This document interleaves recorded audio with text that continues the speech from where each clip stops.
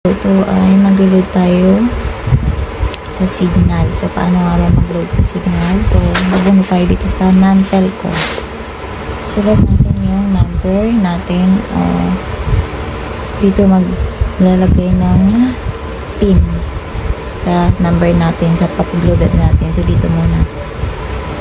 Nalagay mo siya, yung number.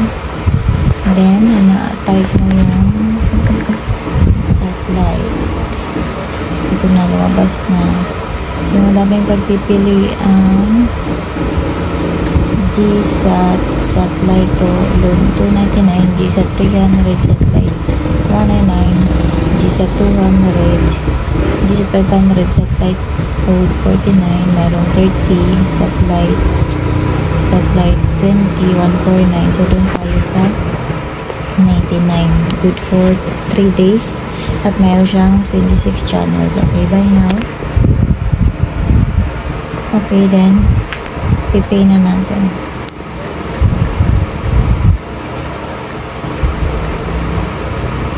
Magsisend si Chika sa number natin ng PIN number na gagamitin natin sa pagpa-register ng Signal.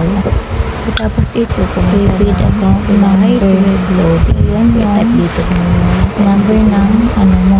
number. Papaloadan mo ng Signal. Dito mo siya ilalagay. Ang mga number.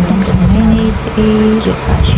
Ano ba yung 8080. Dapat 8 numbers. 1, 2, 3, 4, 5, 6, 7, 8.